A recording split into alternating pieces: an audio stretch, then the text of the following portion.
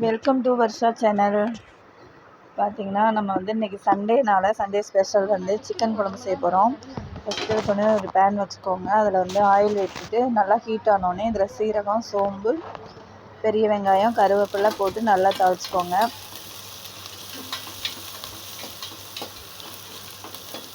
நல்லா தாளிச்சிட்டு சிக்கன் வந்து நாங்கள் இன்றைக்கி வந்து 1/2 கிலோ மட்டும் வாங்கியிருக்கோம். இதை வந்து நல்லா கழுவிட்டு எடுத்து வச்சுக்கோங்க. அதுக்கப்புறம் அதை வந்து தாளிச்சிட்டு இதில் வந்து போட்டுருங்க. சிக்கனை வந்து இதில் சேர்த்துக்கோங்க. சேர்த்துட்டு நல்லா கலந்துட்டுருங்க.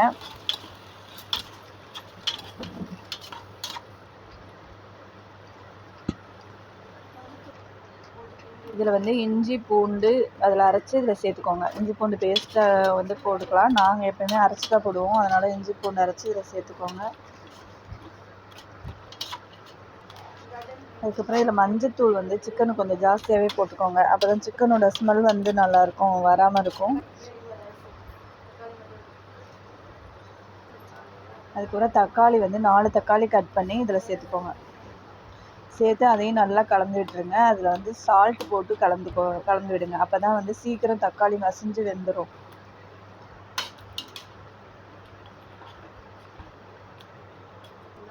அதுக்கப்புறம் கொஞ்சம் நேரம் மூடி போட்டு வச்சுருங்க. நல்லா கொஞ்சம் தக்காளி மசியும்.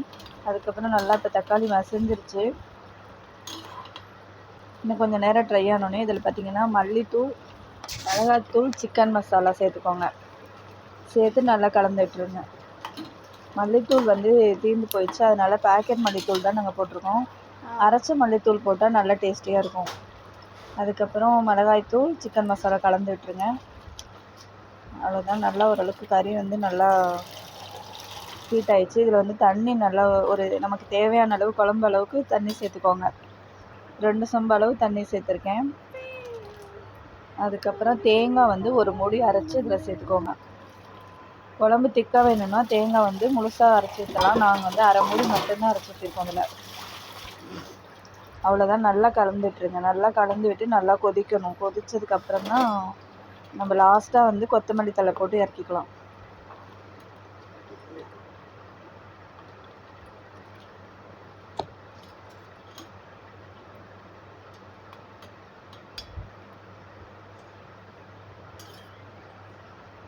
இதில் வந்து டேஸ்ட் பார்த்துக்கோங்க. உப்பு காரம் எதாவது கம்மியாக இருந்தால் கொஞ்சம் சேர்த்துக்கோங்க. உங்களுக்கு காரத்துக்கு தகுந்த மாதிரி போட்டுக்கலாம்.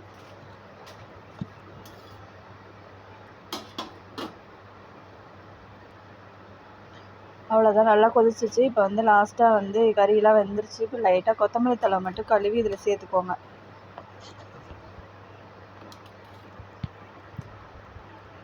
அவ்வளோதான். நல்லா டேஸ்டியான சிக்கன் குழம்பு ரெடி ஆயிடுச்சு. கொஞ்சம் நேரம் மூடி போட்டு ஆஃப் பண்ணி விட்டுறலாம். அது நல்லா செட் ஆகிக்கும்.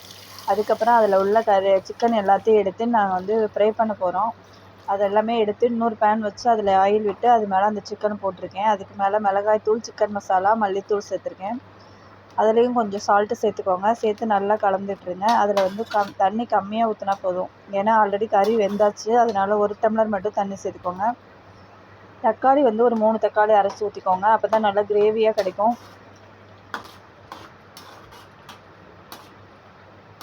அவ்வளோதான். இது வந்து நல்லா ட்ரை ஆனோடனே உங்களுக்கு ஆயில் தேவைன்னா இன்னும் கொஞ்சம் ஆயில் சேர்த்து முருகலாகவும் எடுத்துக்கலாம். இல்லை வந்து கிரேவியாக வேணும்னா இப்படியே இறக்கி வச்சுக்கலாம். அவ்வளோதான். இன்றைக்கி சிக்கன் குழம்பு, சிக்கன் கிரேவி ரெடி ஆயிடுச்சு. நம்ம சேனலை ஃபாலோ பண்ணுங்கள். தேங்க்யூ.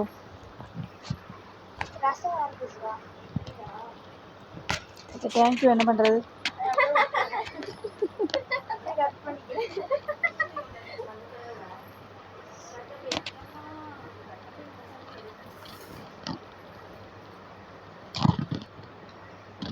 அதுக்கப்புறம் இன்றைக்கி பார்த்திங்கன்னா புளி வந்து கொஞ்சம் ஊற வச்சுருக்கேன். அது பார்த்திங்கன்னா ரசத்துக்கு. ஏன்னு கேட்டால் இன்றைக்கி எல்லாத்துக்குமே வந்து கிளைமேட் மாறிடுச்சு. அதனால் எல்லாத்துக்குமே நல்லா கோல்டாக இருக்குது. அதனால் எல்லாத்துக்குமே இன்றைக்கி ரசம் வைக்கணும்னு சொல்லி முடிவு பண்ணிவிட்டு ரசம் வைக்க போகிறோம். அதுக்கு வந்து புளி வந்து ஊற வச்சு கரைச்சி எடுத்துக்கோங்க.